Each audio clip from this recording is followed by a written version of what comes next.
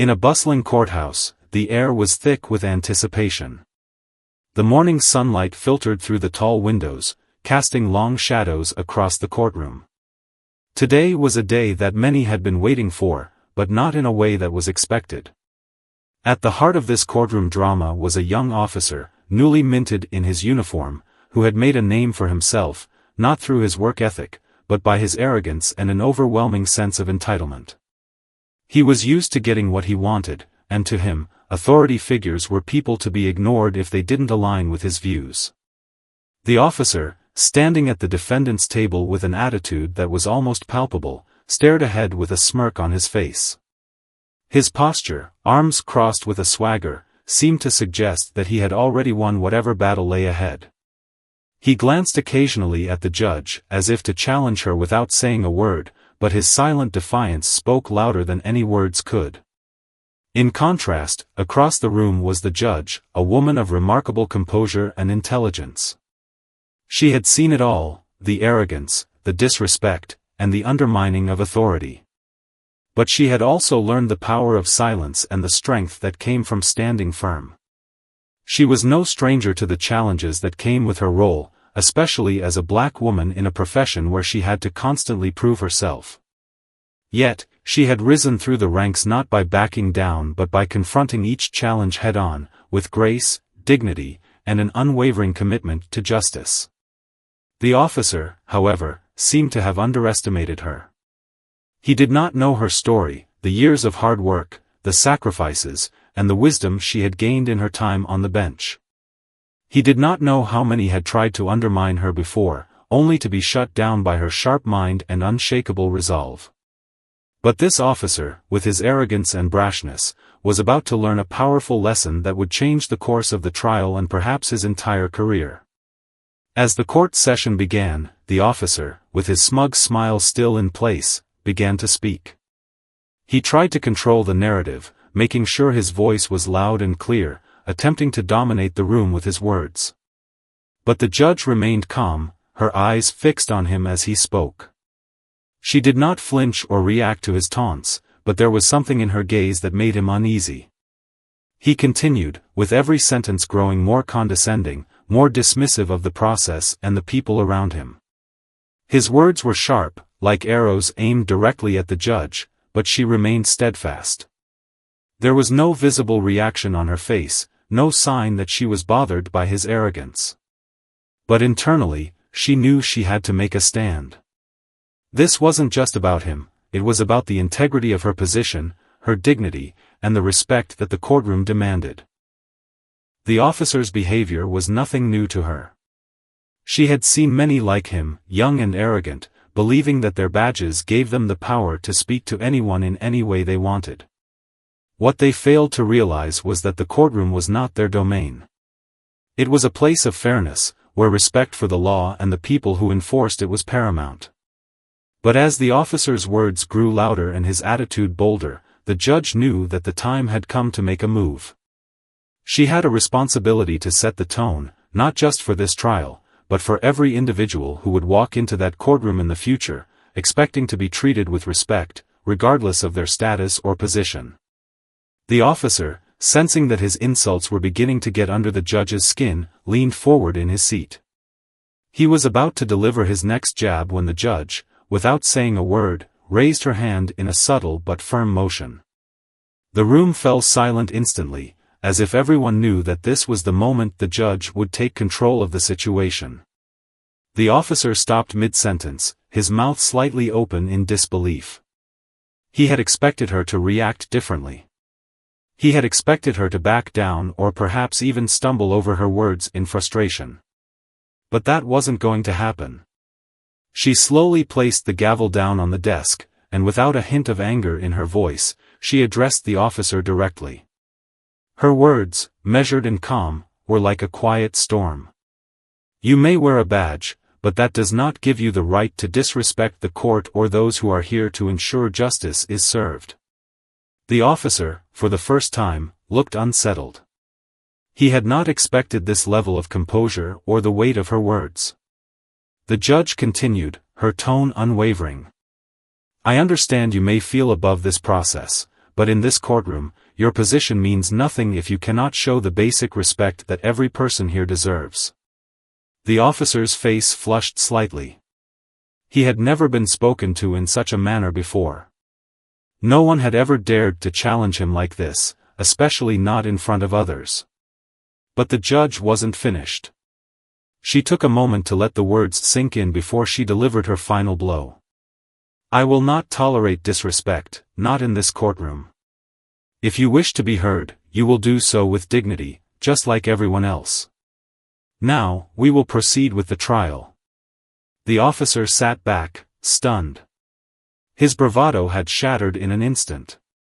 The judge had not raised her voice, had not shown any sign of anger, but her words were more powerful than any confrontation could have been. The message was clear: respect or face the consequences. The courtroom was still, and even the members of the audience who had been quietly observing the exchange could feel the shift in the air. This wasn't just about a single officer and a single judge, this was about the power of maintaining integrity, standing up for what's right, and the strength that comes from a place of deep conviction.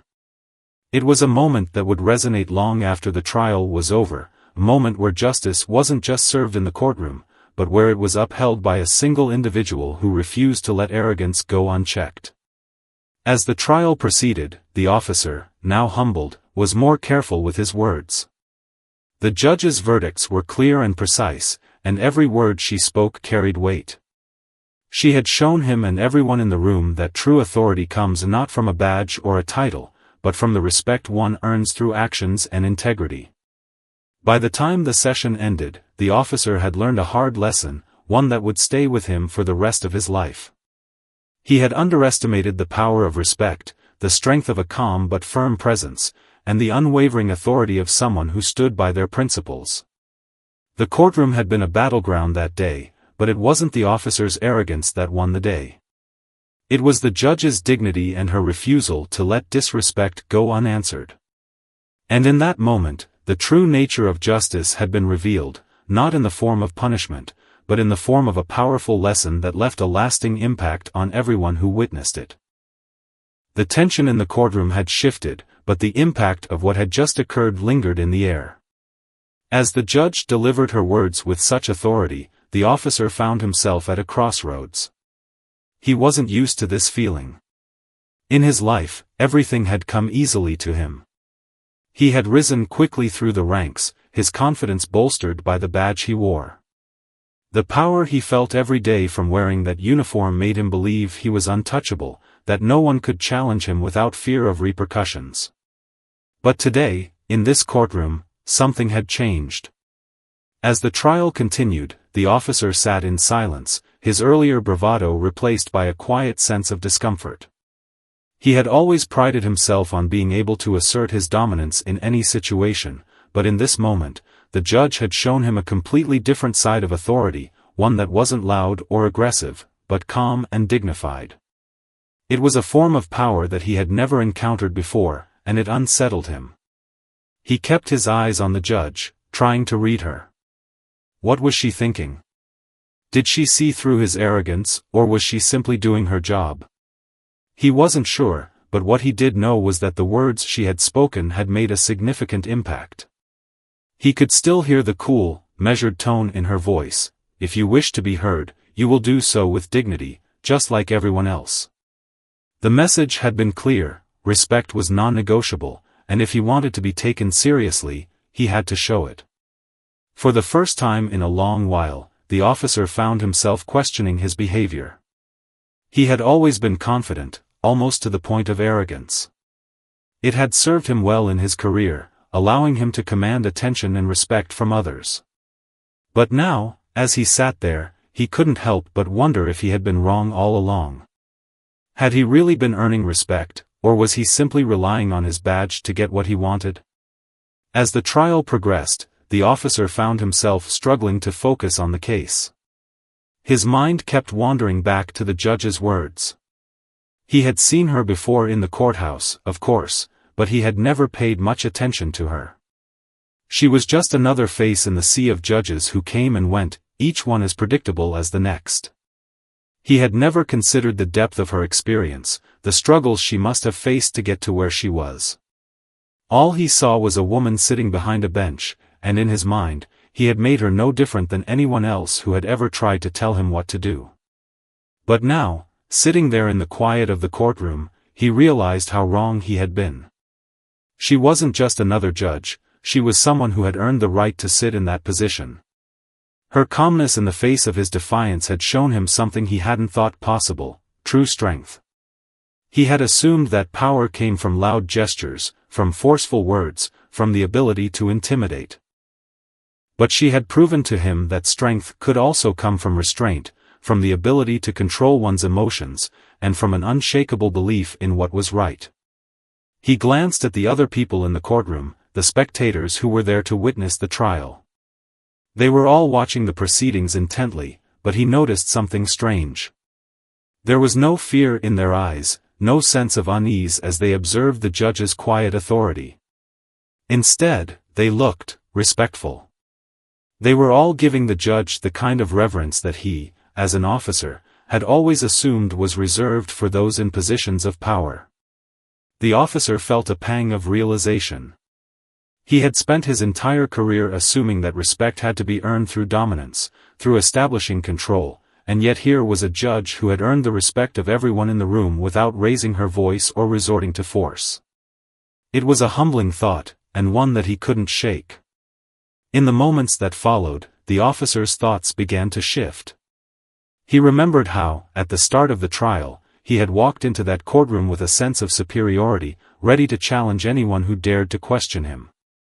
He had expected the judge to be just another obstacle to overcome. But now, after hearing her words, he understood that she wasn't an obstacle. She was a person who stood for something greater than herself. She embodied the values of fairness, justice, and integrity. This was not just a lesson for the officer, it was a lesson for everyone in the room. Respect wasn't something that could be demanded or forced. It had to be given freely, earned through actions and the example set by the individual. The officer realized that he had spent too much of his life assuming that his badge gave him the right to command respect, when in fact, it was his character that would determine whether or not others would offer it willingly. As the trial continued, the officer's perspective began to shift. He listened more attentively, not just to the words spoken by others, but to the way they carried themselves. He noticed how each person in the courtroom seemed to have their own way of asserting their presence. Some did it through calm, measured speech, others through confidence, and still others through the quiet strength of their actions. The judge, however, was different. Her power came not from the words she spoke, but from the way she carried herself, the way she made it clear that there were certain lines that could not be crossed. The officer had always been a believer in justice, but today, he began to understand that justice wasn't just about enforcing the law. It was about creating an environment where everyone could be heard and treated with fairness. It was about ensuring that no one person could dominate the process, and that the system would remain balanced, regardless of who stood before it. As the session drew to a close, the officer found himself in deep reflection. He realized that this day would be a turning point in his career. He had learned that power was not about dominance, but about respect. He understood now that the badge he wore did not give him the right to be arrogant or dismissive, it gave him the responsibility to serve with integrity and humility. The judge had shown him a better way. And as he left the courtroom that day, the officer felt a sense of quiet determination settle over him. He was going to change the way he approached his work, the way he interacted with others, and the way he viewed authority. He wasn't just an officer anymore. He was someone who had been given a rare opportunity to learn from someone who had earned respect the right way. And he would carry that lesson with him, not just as a memory, but as a guide for everything he did moving forward. The following days were quiet, almost too quiet. The officer went about his routine, his interactions with his fellow officers taking on a different tone. His thoughts kept drifting back to the courtroom, to the judge, and to the powerful moment when she had shut him down with nothing more than a few well-chosen words. He couldn't stop thinking about it. Her calm authority, her quiet strength, it was a stark contrast to the way he had always conducted himself. He had been loud, brash, and insistent on proving his worth by showing power, but her example had forced him to confront a hard truth: strength didn't always need to be announced. Sometimes, strength was simply about standing firm in your beliefs and letting your actions speak for themselves. As much as he tried to avoid it, the officer began to change. It wasn't something that happened overnight, but the seed that had been planted in that courtroom was growing slowly, taking root in his mind and influencing his approach to every interaction he had. He no longer felt the need to assert his dominance the way he had before. Instead, he began listening more, observing the people around him with a new awareness. What he had once perceived as weakness in others, those who were quiet, reserved, or calm, he now saw as strength. And it made him reconsider the way he viewed authority in his own life. The officer started to question his relationships with his colleagues. How many of them had he dismissed without truly understanding who they were? How many had he judged simply because they didn't exhibit the kind of confidence he was used to seeing? In the past, he had surrounded himself with people who were just like him, assertive, loud, and in your face. But now, he started seeking out those who approached their work with more subtlety, who carried themselves with quiet confidence and calm professionalism. It was a new way of thinking for him, and it was beginning to feel more natural. One evening, as the officer sat down to reflect on his day, his mind wandered back to the judge. He remembered the look in her eyes when she spoke those words, the way she had calmly addressed him without raising her voice. It was as if she knew that real power didn't need to be loud, it needed to be earned and respected. He realized that he had been looking at things all wrong. He had always thought that respect had to be demanded, but now he saw that it had to be given freely. And the only way to earn that kind of respect was to show others that you valued them as people, not just as titles or positions. But even as the officer began to change, there were moments when old habits resurfaced. The world he inhabited, the world of law enforcement, was still one where power was often flaunted. There were still moments when he caught himself wanting to assert his authority, to remind others of his position. But these moments were becoming fewer and farther between, and each time he felt that old impulse rise, he thought back to the judge's calm words and the way she had handled him. And every time, her example reminded him of the path he needed to follow. The officer had never realized just how ingrained the culture of dominance was within the system he had chosen to be a part of. It wasn't just about enforcing the law, it was about maintaining control, showing strength, and ensuring that no one dared question your authority. But as he continued to reflect on the judge's words, he began to see the flaws in that mindset. The true measure of authority wasn't about making others fear you, it was about making them respect you. Fear might command attention in the moment, but it didn't build trust or foster collaboration. Respect, on the other hand, created a bond that lasted. He started to recognize the value of collaboration within his team. The officers he once dismissed for being too quiet or too reserved now seemed like allies, people he could learn from. Their approach to policing was different from his, but it was no less effective. They weren't concerned with proving their worth every day, they simply did their job with integrity and professionalism. The officer was beginning to see that there were many ways to lead, many ways to demonstrate authority, and not all of them required a loud voice or a show of force. One afternoon, as he worked alongside one of his colleagues, he found himself in a conversation that would have been unimaginable a few weeks ago. The officer, usually the one doing most of the talking, found himself listening intently as his colleague shared a story about a difficult situation they had faced together. As his colleague spoke, the officer realized something: they weren't just sharing facts. They were sharing their perspectives, their experiences, and their emotions. It was a conversation about more than just their job, it was about how they felt and how they viewed the world. The officer had never taken the time to consider how his colleagues might feel about their work, and yet here he was, truly listening for the first time. For the first time, the officer found himself questioning his approach to authority and power. He had always assumed that his role as an officer of the law was enough to command respect.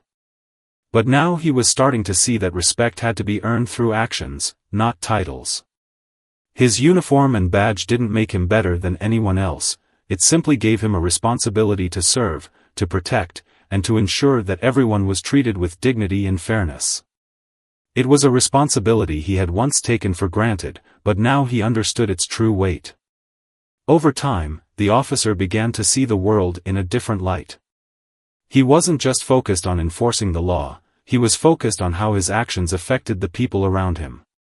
He started to recognize the power of small gestures, holding the door for someone, taking a moment to listen to someone's story, or simply acknowledging someone's efforts.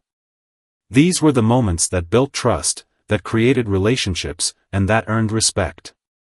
And as he embraced this new way of thinking, he noticed a shift in the way people treated him. In the past, he had been treated with a certain level of respect, but it was a respect based on fear, on the badge he wore. Now, as he interacted with his colleagues and the community, he found that the respect he received was different. It wasn't given because of his uniform, it was given because of the way he treated others, because of the way he listened and showed empathy. He no longer had to force respect from others, it was being freely given. As the days went by, the officer began to feel more comfortable in his own skin.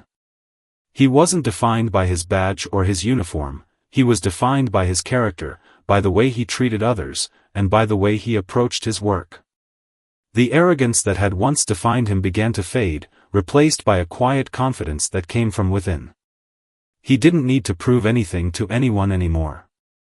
He was simply doing his job, and he was doing it with integrity and respect. The officer's transformation wasn't just about changing his approach to his work, it was about changing the way he viewed the world. He had learned a valuable lesson that day in the courtroom, one that would stay with him for the rest of his life. True authority wasn't about power or dominance, it was about respect, empathy, and the ability to lead by example. As he left work one evening, the officer paused for a moment to reflect on how far he had come. He thought back to that day in the courtroom, to the judge who had shown him what true strength and authority looked like. And for the first time, he felt proud, not of his badge, but of the person he was becoming. He was no longer the arrogant officer he once was, he was someone who had learned the value of respect, humility, and the quiet power of a calm, measured response. As the weeks went by, the officer's transformation became more evident, not just to himself, but to those around him.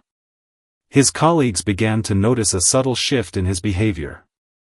Gone were the days when he would dominate conversations, speaking with an air of superiority that had once made others uncomfortable.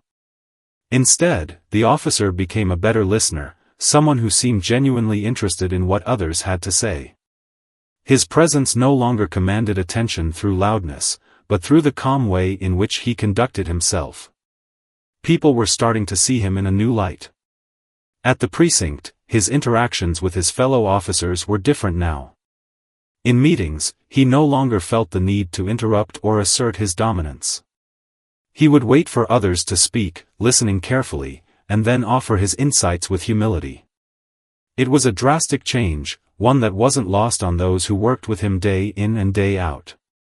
His colleagues, many of whom had once been intimidated by him, now found it easier to approach him, to engage with him in ways that felt natural rather than forced. One day, a younger officer, who had always seemed hesitant and reserved, approached him during lunch. "I noticed how you handled that situation yesterday," the officer said, his voice soft but sincere. "You were calm, you listened to everyone's side, and you didn't rush to make a decision. It really made a difference." The officer was taken aback by the compliment. He had never expected someone to acknowledge his change, let alone appreciate it. "I've been learning a lot lately," he said, smiling slightly. "Sometimes the best way to lead is by example, not by shouting the loudest." The younger officer nodded, a hint of admiration in his eyes. "I think that's something we all could learn from." It was moments like these that made the officer realize how far he had come. He had started this journey thinking it was about changing himself to be a better officer, but now he was beginning to see that the true change wasn't just in him.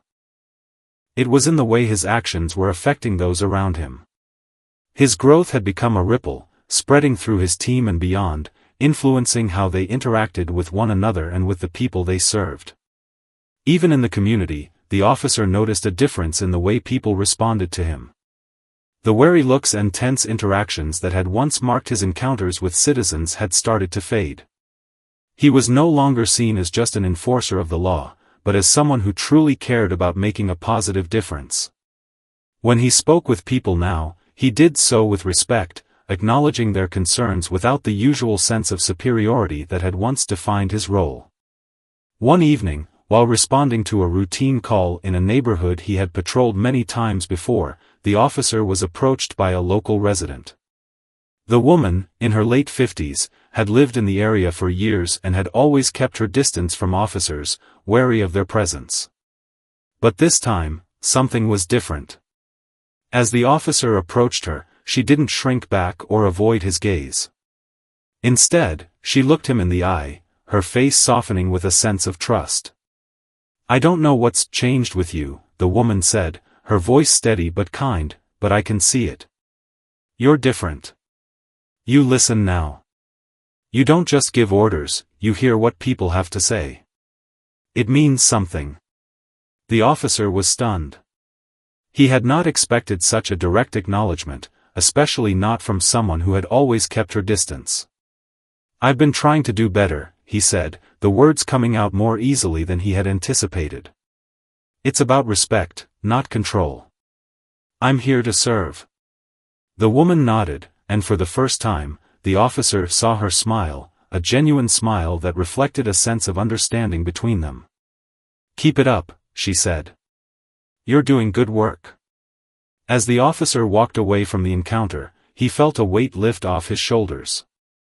It wasn't just about his job anymore, it was about how he made people feel. He realized that this shift in perspective was having a far-reaching impact on those around him. It wasn't a change that could be measured in immediate results or tangible achievements, but it was one that was slowly building trust and fostering a sense of connection within the community. Back at the precinct, the officer found himself having more open conversations with his colleagues. He would sit with them during breaks, discussing not just cases but their experiences and how they felt about the work they did. He listened as they talked about the challenges they faced on the job and the struggles they dealt with outside of it. These conversations weren't just about professional matters, they were about the human side of policing, the emotional toll it took on each officer. For the first time, the officer realized how much his colleagues carried with them, how much they had to sacrifice just to do their jobs day in and day out. As the officer continued to adjust to his new way of thinking, he began to feel that the real test of his transformation would not come from within his own precinct or even from his interactions with his fellow officers. No, the true challenge would come when he faced situations that tested his integrity, situations where his calm demeanor and newfound respect for others would be put to the ultimate trial. One particularly hot afternoon, the officer was dispatched to a scene where a young man was causing a disturbance in a local store. The situation seemed straightforward at first, a customer had become agitated and was threatening store employees. The officer arrived at the scene, his usual sense of confidence now tempered by the lessons he had learned over the past few months. He knew that what happened next would be important, not just for the individual involved but for the entire community watching the interaction unfold. As the officer entered the store, he saw the young man pacing back and forth near the counter, his face twisted in anger. He was shouting, throwing his arms up, and causing a scene. The employees, clearly scared, were trying to keep their distance. The officer observed the scene from the doorway, taking a deep breath before he approached. In the past, the officer would have immediately gone into control mode, ordering the young man to calm down, perhaps using force to subdue him if necessary. He would have assumed that the young man's anger was an act of defiance, something that needed to be met with authority. But this time, he stopped himself before rushing in. He remembered the lessons of the past months, about listening, about approaching situations with empathy, and took a moment to really assess the situation. As he walked closer, he could hear the young man shouting about something that seemed trivial to the officer, something about an argument over a return policy. The officer stopped a few feet away, trying to get a sense of the young man's emotional state. He wasn't a criminal, nor was he a violent person, but in that moment, the officer understood that the anger he was seeing wasn't just about a store policy. It was something deeper, perhaps a frustration that had been building up over time. The officer approached him slowly, his hands at his sides, trying to project calmness in his body language. He spoke softly, his voice steady and calm. "Hey, I see you're upset," the officer began, "but yelling and causing a scene isn't going to help anything. Can we talk about this? What's going on?" The young man stopped pacing for a moment and looked at him, his face still contorted with anger. But there was a flicker of something else in his eyes, something that suggested he was tired, worn out, and maybe even a little ashamed. The officer continued, maintaining eye contact. "I'm here to listen. Whatever happened, we can figure it out. But I need you to take a deep breath and talk to me." The officer's calmness seemed to have an effect. Slowly, the young man's breathing began to slow, and he dropped his arms to his sides. His voice wavered a little as he spoke. "I've been dealing with a lot lately. My mom's been sick, my job's been cutting back hours, everything's just falling apart. This whole thing with the store it just pushed me over the edge." The officer nodded, understanding more than the young man knew. He had seen the strain of life's hardships take their toll on people, and he knew that sometimes, the smallest issue could trigger an emotional explosion when someone was already at their breaking point. "I'm really sorry you're going through that," the officer said quietly. "Life can be overwhelming, and sometimes it feels like it's all coming down on you at once. But taking it out on the store employees isn't going to solve anything. Let's work through this together." The officer's response was one of empathy and understanding, and it seemed to help the young man calm down even more. He took a seat at the counter, wiping his eyes. The officer, maintaining his composed demeanor, continued to listen as the young man spoke about his frustrations, his fears, and the challenges he was facing. They spoke for a few more minutes, and slowly, the tension in the room began to ease. At that point, the officer took action, not to arrest the young man or charge him with anything, but to resolve the situation in a way that was far more meaningful. He turned to the store employees, who had been watching the interaction from a distance. "I think we can work this out without any trouble," he said calmly. "How about we all take a moment to come to an understanding? You're upset, and I get it. But let's see if we can find a way to resolve this without it escalating further." The store employees, somewhat surprised by the officer's approach, nodded. They agreed to let the young man return the item in question, waiving the restocking fee that had caused the argument in the first place. The officer, not needing to assert his power or use any force, had managed to resolve the situation with a calm discussion and understanding. It was a far cry from the confrontational approach he had once been so used to, and it was a clear demonstration of his growth. After the situation was resolved, the officer stood by as the young man thanked him, his eyes still red but his tone softer. "I didn't think you'd actually help," the young man said, shaking his head in disbelief. "I thought you were just gonna throw me out or arrest me." The officer smiled softly. "Sometimes, the right response isn't the one you expect.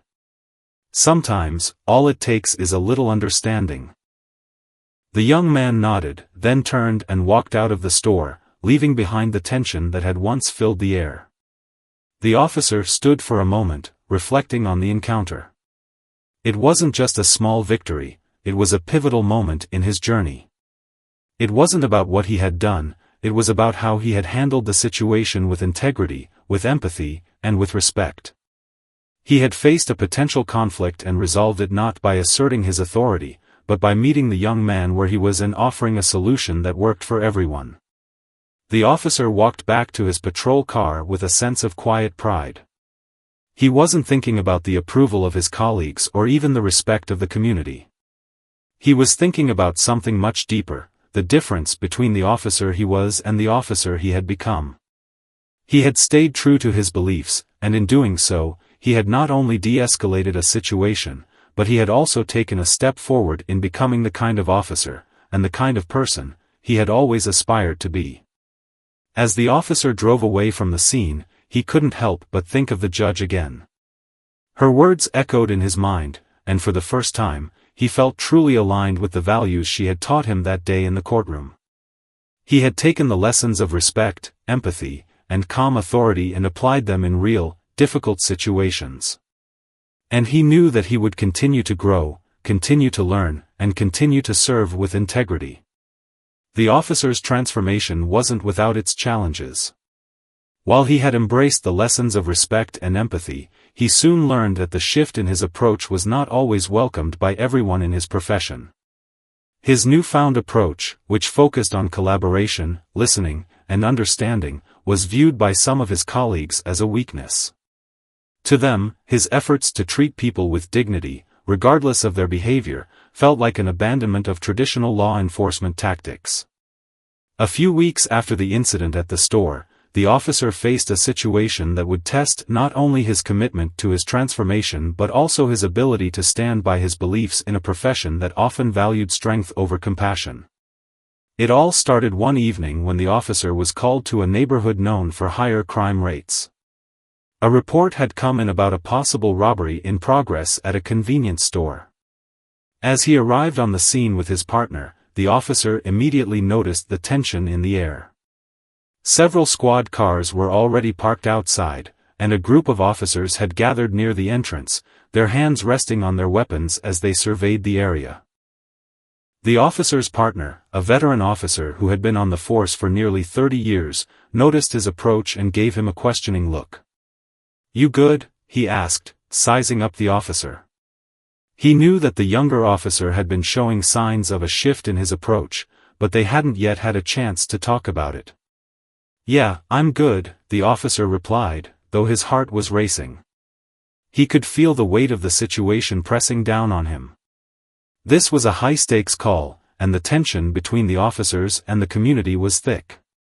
The neighborhood was known for being on edge, especially when it came to police interactions. "All right," his partner said, giving him a sideways glance. "Just remember what we're here to do. Keep it tight, all right?" The officer nodded, though he was unsure of what he would find inside the store. As they entered, the atmosphere was charged with hostility. A few local residents were standing nearby, eyeing the officers with suspicion. The officer could see a man, maybe in his late 20s, pacing nervously near the counter. He was wearing a hooded sweatshirt, his face partially obscured, but the officer could tell from the way he held himself that he was agitated. One of the officers, clearly eager to take control of the situation, stepped forward and shouted, "Hey! Hands up! Get on the ground now!" The young man immediately tensed, but he didn't comply. He looked over at the officer and his partner, then back to the officer who had yelled at him. The tension escalated in an instant. The officer knew this situation could quickly spiral out of control. He had seen it happen before, officers rushing in with force, their commands aggressive and their actions swift. It often led to confrontations that were hard to resolve peacefully. But now, with everything he had learned about listening and understanding, he knew there was another way to handle this. He stepped forward, gently raising his hand to signal his partner to step back. "Hold on," he said quietly. His voice was calm but firm, a stark contrast to the chaos around him. The young man hesitated, his eyes darting around as if looking for an escape. The officer maintained eye contact, his body language relaxed but focused. "Listen, I know this situation is tense," the officer continued, his voice soft but clear. "But I need you to stay calm. Whatever's going on, we can work through it. No one here wants this to turn into something worse." The young man's eyes shifted nervously, but something in the officer's tone seemed to resonate. For a brief moment, the man's shoulders relaxed, and the tension in his posture eased. "I didn't do anything," he muttered, his voice cracking with emotion. "I swear, I wasn't trying to rob anyone." The officer nodded, keeping his voice steady. "I believe you. I'm not here to judge you. I'm just here to understand what's happening. Can we talk about it?" For a moment, there was silence. The other officers in the store were visibly frustrated, whispering to each other in low tones. Some were clearly ready to rush in and forcefully subdue the man. The officer could feel the pressure mounting from his colleagues. This wasn't how they were trained to handle situations like this. They were trained to use force when necessary, to assert dominance and control. But the officer had learned a different way, one that didn't involve force, but patience. The young man, still breathing heavily, looked at the officer, his face a mixture of anger and fear. "I just came in here to buy something," he said, his voice trembling. "But when I saw them looking at me like that, like I was a criminal, I got scared. I didn't know what to do." The officer took a slow step forward, maintaining a calm distance. "I understand," he said quietly. "But you have to understand that we have a job to do, too. We're not here to make things worse. We're here to make sure everyone's safe." The other officers were growing more restless, and the officer could hear them murmuring behind him. One of them spoke up, his voice sharp with impatience. "We can't just stand here all night, waiting for him to calm down. We need to act." The officer turned slightly to face the group, his expression calm but unwavering. "We will act, but we need to do it the right way. No one here is a criminal. We just need to figure out what happened." The standoff lasted for several more tense moments. The young man, still visibly on edge, was now slowly lowering his hands. The officer continued to speak with him, his voice never rising above a calm whisper, assuring the young man that he wasn't in trouble unless they could confirm the robbery. Eventually, after a long pause, the young man finally spoke again, his voice quieter now, his anger giving way to exhaustion. "I'm not the one you're looking for," he said. "I swear. I just got nervous because of the way everyone was looking at me. I've been through stuff, man. I didn't want to get in trouble." The officer nodded again, his mind working quickly. He glanced at his partner, then back at the other officers, who were now visibly frustrated. But there was no question in his mind about how to proceed. He looked directly at the young man and said, "I'm going to check with the store's surveillance footage. If you're not involved, we'll let you go. But I need you to stay calm for just a little longer." The officers were not happy about the officer's decision, but he had already made up his mind.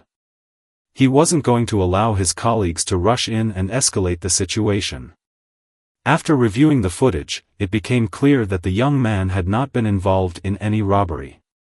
He had simply been caught in the wrong place at the wrong time, and the tension had made him react in fear. After the situation was cleared up, the officer turned to the young man. "You're free to go," he said, his voice still calm. "But I hope you understand why we had to act the way we did. And I'm sorry for the misunderstanding." The young man nodded gratefully, his eyes filled with relief. "Thank you," he said quietly. "I didn't know what to expect, but I appreciate you taking the time to listen." As the officer watched the young man walk away, he felt a sense of quiet satisfaction. The situation had been tense, and his colleagues had been frustrated with his approach, but the officer knew he had done the right thing. He had stayed true to his beliefs, to the lessons he had learned about empathy and respect. But not everyone agreed. The rest of his shift was filled with whispers and sideways glances from the other officers. Some of them were beginning to question his methods, feeling that his approach was too lenient, too passive for the dangers they faced on the streets. As the officer returned to his patrol car later that evening, he could feel the weight of their disapproval. It wasn't just a difference of opinion anymore. It was a challenge to his authority and the changes he had worked so hard to embrace. He took a deep breath, reminding himself that change would never be easy. It would take time, and it would require him to stand firm in his beliefs, even when others didn't understand. He wasn't sure what the future held, but he was certain of one thing: he was on the right path, and he wasn't about to turn back. The officer couldn't shake the tension from the encounter that night.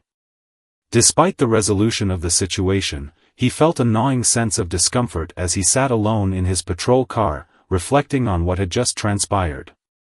The experience had highlighted the ongoing challenge of his transformation, and he wasn't sure how much longer he could balance the ideals he had embraced with the pressures of his job.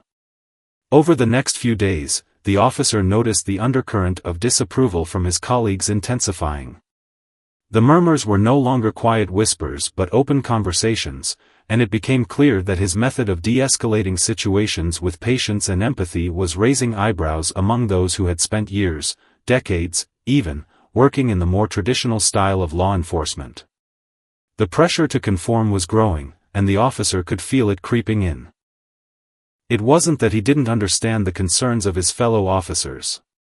They had seen the darker side of the world, the danger, the violence, the unpredictability of human behavior. They had been trained to handle threats, to assert control, and to react swiftly in high-pressure situations. The officer knew they believed he was being naive, that his approach was putting them all at risk. But what they didn't understand was that his new perspective wasn't about avoiding the tough moments, it was about finding a way to resolve them without unnecessary aggression or force. At the precinct, the atmosphere had begun to feel strained. The officer had always been someone who prided himself on teamwork, but now he felt increasingly isolated. Some of the officers, those who had been on the force for many years, saw him as weak or ineffective. To them, his ability to calmly de-escalate conflicts wasn't a strength, it was a liability. They didn't understand that what he had learned in the courtroom, from that black judge who had shown him the power of quiet authority, was something that had changed his entire outlook on policing. One afternoon, after a particularly tense exchange during a briefing, the officer's partner, who had always been a more traditional officer, pulled him aside. His partner's face was serious, and the officer could tell there was something on his mind. "Look," the partner began, "I know you've been trying to do things differently. But you can't keep walking this line. The guys are talking, and they're starting to wonder what's going on with you. The way you handled that situation last week? It doesn't sit right with some of them. You can't just talk your way out of everything. Sometimes, you need to be firm, take control of the situation." The officer nodded, trying to remain calm. "I get it," he said. "But the way I see it, being firm doesn't always mean being aggressive. I'm just trying to find another way. A better way." His partner sighed, running a hand through his hair. "I know you're trying, but you've got to understand something. This job isn't about being nice or understanding all the time. You can't let your guard down like that. People won't respect you if they think you're weak. And if the community sees you as someone who's just going to let them off the hook, they'll walk all over you. You've got to be the one in control." The officer felt a pang of frustration but kept his voice steady. "I don't think it's about control. I think it's about earning respect, not demanding it. You can't just use force because you don't know how else to handle a situation. Sometimes, people just need someone to listen." His partner looked at him for a moment, his expression hardening. "You'll see, one of these days, when you let someone walk away because you couldn't get tough with them. You'll see what happens when your approach backfires. You're walking a dangerous line, man." The conversation left the officer feeling more conflicted than ever. On the one hand, he understood his partner's perspective. He had worked with him for years, and he knew that the harsh realities of policing had shaped his partner's worldview. But on the other hand, he couldn't help but feel that there had to be a better way. What was the point of enforcing the law if it didn't bring about real change? What was the point of holding power if it only resulted in fear and resentment? The officer couldn't ignore the reality that, as he changed, so did the dynamics around him. The pressure to conform was relentless. His colleagues had no time for introspection, they were focused on the job and the immediate dangers they faced every day. They had long given up on questioning the system that had shaped them. To them, his questioning was a sign of weakness. But the officer had never been one to back down from a challenge. He believed in what he was doing, and no matter how difficult the path became, he was determined to stay the course. He couldn't help but feel that what he was doing wasn't just about making the job easier for himself, it was about changing the way policing worked on a fundamental level. It was about fostering respect between officers and the communities they served. The officer's commitment was tested again when he was called to a domestic disturbance in a small apartment complex. The call was urgent, and he and his partner rushed to the scene. When they arrived, they found a woman in her 30s, distraught and tearfully explaining that her partner had been abusive. She was clearly shaken, and there were signs of physical injury. As they tried to calm the situation, the officer's instincts kicked in. He knew that the most important thing was to ensure the woman's safety and to handle the situation with care. His partner, however, was eager to make a quick arrest, and he moved toward the man in a manner that was far less measured. "Get your hands where I can see them," his partner shouted at the man, who was standing near the door. The man, seeing the officers approaching, began to raise his hands but looked visibly agitated. The officer stepped forward, raising his hand in a non-threatening gesture. "Hold on," he said. His voice was firm but calm, and he immediately moved between his partner and the man. "Sir, I need you to stay calm," he said, his voice steady. "Let's talk this out." His partner stepped back for a moment, clearly frustrated. The officer could feel the tension between them, but he knew that pushing the man further would only escalate the situation. The officer continued speaking gently, trying to keep the situation under control. He made eye contact with the man, who was breathing heavily but slowly started to calm down. After a few moments of quiet conversation, the officer was able to defuse the situation. The man was taken into custody without incident, and the woman was escorted to safety. The officer, once again, had chosen the path of calm and communication over force, but this time, his partner was visibly upset. "You can't just talk to people like that," his partner said, shaking his head. "That man was a threat. What if he had turned on us?" The officer paused for a moment, his expression thoughtful. "I know it was a risk, but we handled it. We didn't escalate the situation. And no one got hurt." His partner's face grew hard. "It's not always that easy. You can't talk your way out of everything. You don't know what could have happened." The officer met his partner's gaze, and for a moment, neither of them said anything. The silence between them was heavy. The officer knew that this disagreement wasn't just about one call, it was about something much deeper, an ideological divide that seemed to be growing wider between them. The tension between the two officers reached a boiling point, and as their shift ended, the officer couldn't shake the weight of his partner's words. He had stood his ground, but at what cost? How long could he continue to defy the expectations of his colleagues and remain true to himself? The days following the domestic disturbance call were some of the most difficult the officer had faced since he began his transformation. The tension between him and his partner had reached a boiling point, and he knew that the other officers in the precinct were increasingly skeptical of his methods. They saw him as someone who was changing the way things were done, challenging the very system they had grown up with.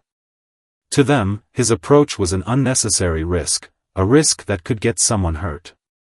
But for the officer, the decision to continue on his new path wasn't about playing it safe, it was about doing what was right, even when it wasn't the easiest choice.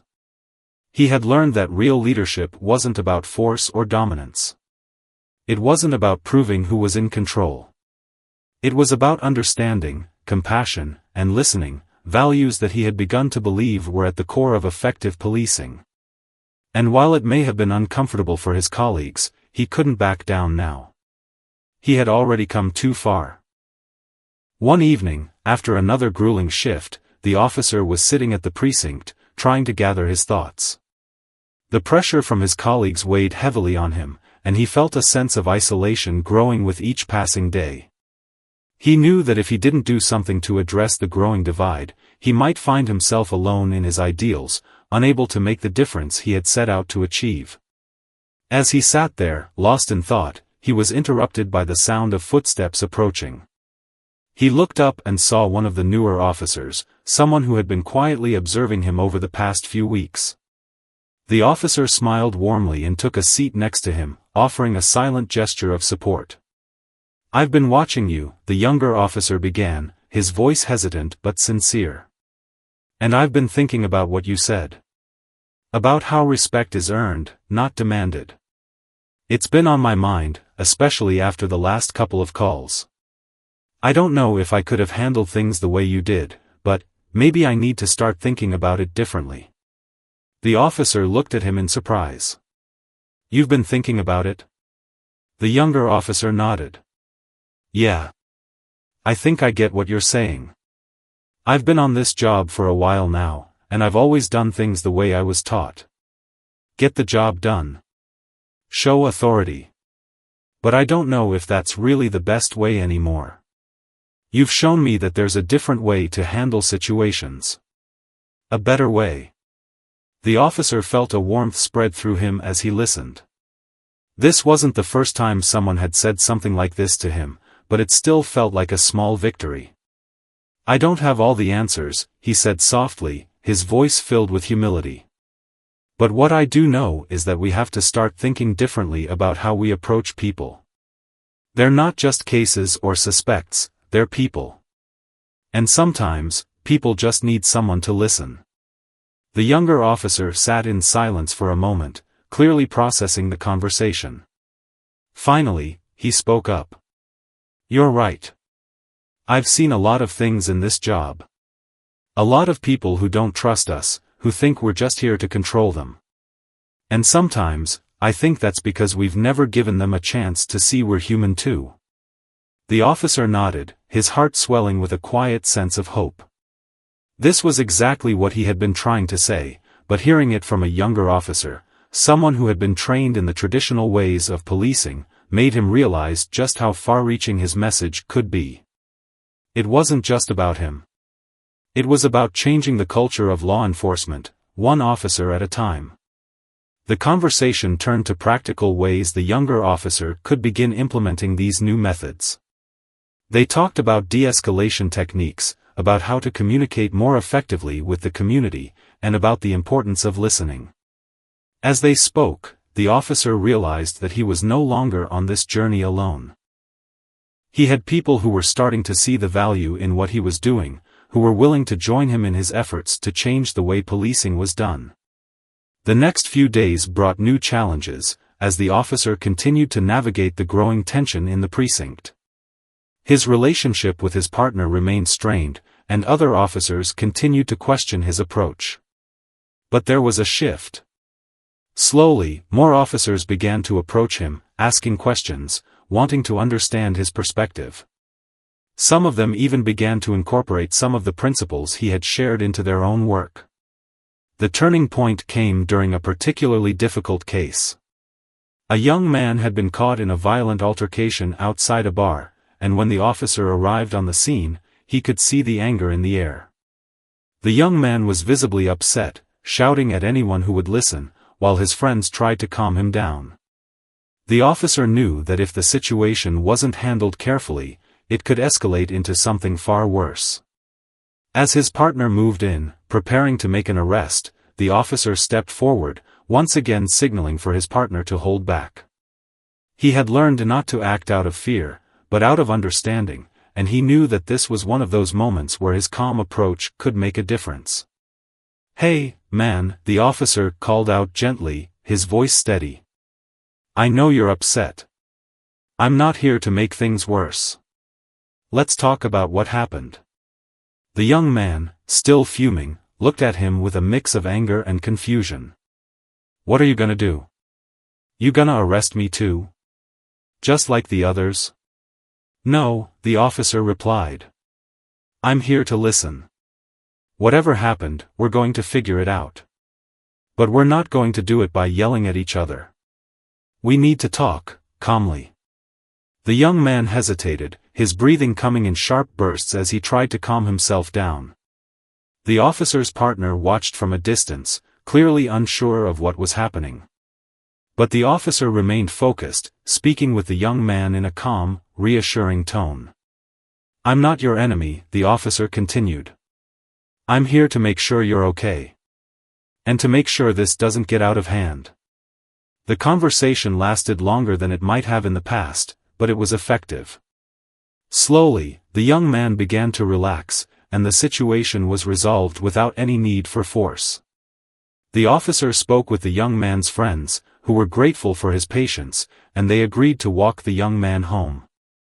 As the officer stood by his patrol car, watching the group leave, he felt a sense of pride. It wasn't about the success of the situation, it was about the way it had been handled. For the first time, he felt truly confident in his approach, even as it went against the grain of what many of his colleagues had been taught. He had made a difference, not by using power or authority, but by using empathy and understanding. Later that evening, as he sat down with his partner, there was a noticeable shift. His partner didn't immediately criticize him for his handling of the situation. Instead, he just nodded and said, "You did good today. I'll admit, I didn't see that coming."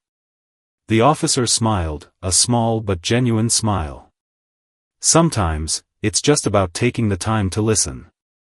In that moment, he realized that the path forward wasn't going to be easy, but it was one he was willing to walk. The challenges were far from over, but he knew he wasn't alone in his efforts anymore. He had made progress, not just within himself, but within the system. And that was enough to keep him moving forward. The officer's journey wasn't just about becoming a better law enforcement officer. It was about changing the system from the inside out, one conversation, one act of empathy at a time. And he knew that, no matter what, he would continue to stay true to the lessons he had learned, the lessons of respect, humility, and the quiet power of understanding.